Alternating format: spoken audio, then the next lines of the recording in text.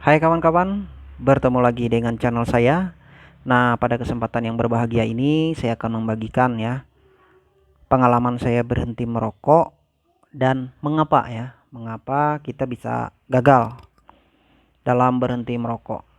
Saya pernah dalam arti gagal itu saya pernah memutuskan berhenti merokok pada bulan 4 ya, tahun 2015 dan masih bolong-bolong selama 2 bulan. 4, 5, 6. Nah, di bulan 6 itu akhir ya, rasanya akhir. Kalau nggak pertengahan saya memang total berhenti. Jadi kenapa? Kenapa saya masih bisa bolong?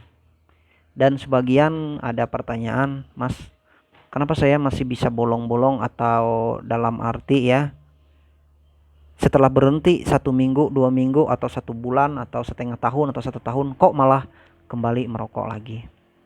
Baik, yang perlu teman-teman ketahui adalah ketika teman-teman mengambil keputusan untuk berhenti merokok, rokok itu adalah sebuah zat adiktif ya. Coba maksudnya zat adiktif itu ketika kita merokok, kita akan tenang, seperti rileks begitu ya. Apalagi kalau dibarengi kopi hitam ya, kopi hitam ya, itu tahu ya. Kalau saya dulu biasa merokok dengan kopi ya. Nah itu kalau di desa ya seperti itu kawan-kawan. Rokok pasti ditemani dengan kopi hitam. Nah saya lanjutkan ya. Kenapa kita bisa gagal? Pertama menurut saya adalah kurangnya komitmen dari diri kita sendiri. Jadi komitmen, kita tergoda dan kita kembali lagi. Nah itu yang pertama. Kedua, kita di dalam lingkungan yang salah. Maksudnya di lingkungan yang salah itu bagaimana? Ketika Anda memutuskan untuk berhenti, kawan-kawan memutuskan untuk berhenti merokok, untuk sementara teman-teman bisa memberitahu teman-teman memberitahu teman yang masih merokok. Bilang aja, Mas, saya memutuskan untuk berhenti merokok. Karena biasanya maksud saya kalau kita kumpul dengan teman-teman apalagi yang muda-muda ya, seperti saya masih ya 30-an begini, biasanya teman-teman saya kebanyakan merokok. Jadi ada rasa ketika melihat teman ingin merokok, kita ada rasa ingin merokok lagi ketika kumpul dengan mereka.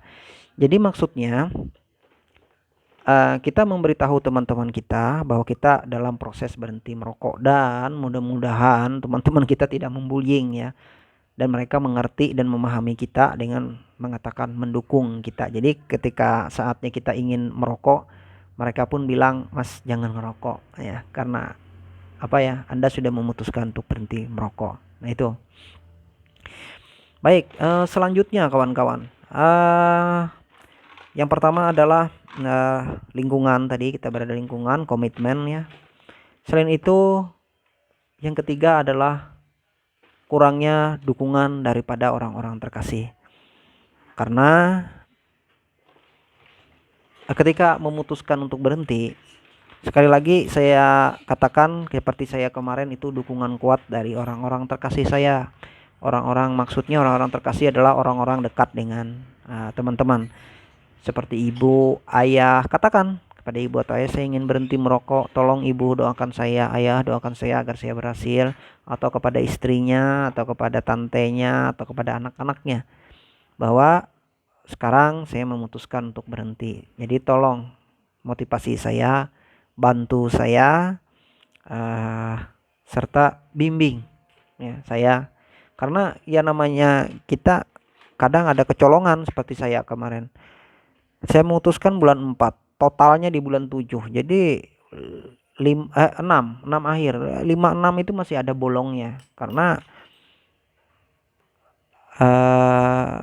ya saya berada di lingkungan yang memang orang-orang merokok. Jadi saya kadang tertarik. Nah, itu. Selain itu kawan-kawan, motivasi atau dorongan dari orang terkasih, seperti saya katakan, lingkungan yang tepat, komitmen. Selain itu memang ada kesadaran akan kesehatan kita. Karena ketika Anda memutuskan menjadi seorang perokok, Anda harus siap dengan segala konsekuensi yang diakibatkan oleh rokok ya. Itu ibaratnya kita menabung.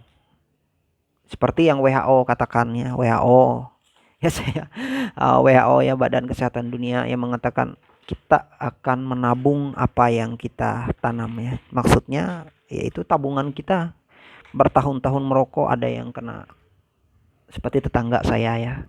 Satu orang kena penyakit jantung, meninggal. Diagnosa dokter karena rokok. Oke. Satu stroke, stroke ringan.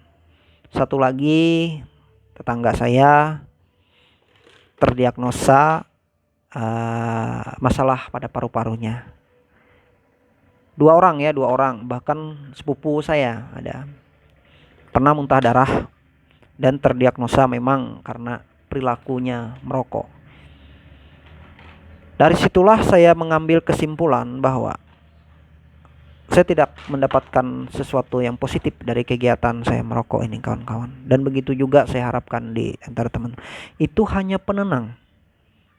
Memang ketika kita galau, ketika kita banyak masalah, kita ambil sebatang rokok ditemani kopi, rasanya seperti nyes semua itu. Semuanya itu seperti rileks, santai. Pokoknya sangat menikmati ya, karena saya mantan perokok juga. Lihat bibir saya bibir saya ini hitam. Selain itu kawan-kawan, selain 4 faktor tadi, kurangnya motivasi diri, serta yang kelima adalah kurangnya Anda memperhatikan penampilan Anda. Lihat, ketika orang-orang perokok itu apa yang Anda dapat lihat dari mereka? Seperti saya, kucel, satu, bau badan, bau rokok, bau mulut, bau rokok, gigi hancur, kuning, mapas, ngos-ngosan. Jadi coba aja orang perokok diajak main bola, main poli, aduh kawan-kawan, nah seperti mereka bilang napas sampurna.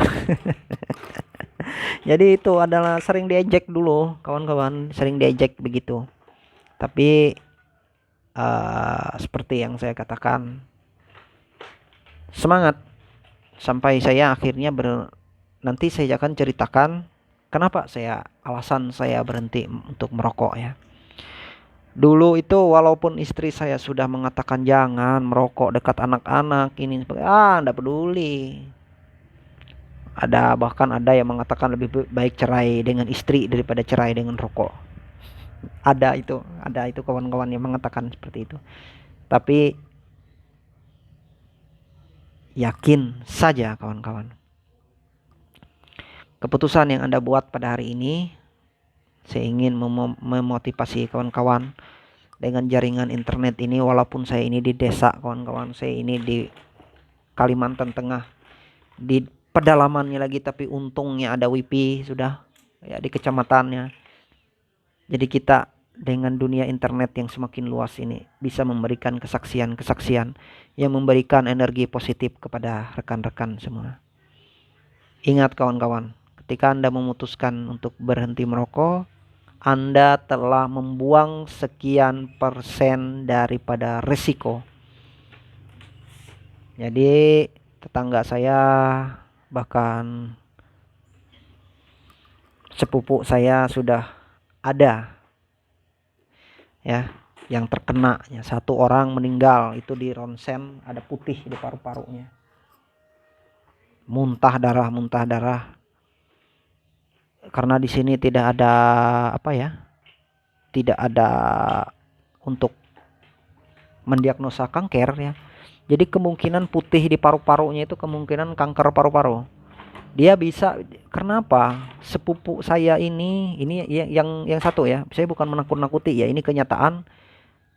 Kalian kalau ibaratnya tidak percaya ya, kalau tahu muka saya ini pasti tahu lah. Dalam arti saya ini di Kecamatan Ampah, Dusun Tengah, Kabupaten Beritu Timur. Nah, yang memang sepupu saya itu putih di ronsen di paru-parunya dan meninggal, dibawa pulang ke dari rumah sakit, makin kurus dan diagnosa dokter karena apa? Rokok. Bayangkan, dia merokok bisa sampai 3 bungkus. Merek rokok yang nggak pakai filter itu, yang nggak berfilter, jadi tembakau aja. Saya nggak menyebutkan mereknya. Ada lagi sepupu saya, perokok berat juga, terkena TB, pernah muntah darah, akhirnya berhenti. Sekarang alhamdulillah, puji Tuhan, sehat kawan-kawan. Ada lagi tetangga saya terkena TB karena merokok. 1 tahun bahkan 2 tahun harus istirahat total, hampir mati.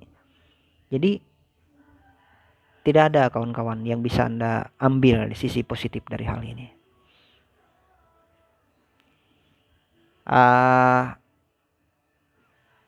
Mungkin bagi kawan-kawan, cerita-cerita itu bagi yang masih sehat-sehat saja adalah sebuah omong kosong. Tapi tanyakan kepada diri kawan-kawan masing-masing. Teman-teman kan punya tubuh, punya perasaan. Sudah berpuluh-puluh tahun merokok, coba rasakan apa yang teman rasakan di badan kawan-kawan. Itu yang tidak bisa dibohongi. Pasti ada perasaan bahwa kesehatan saya menurun. Jangan lupa untuk berhenti ya.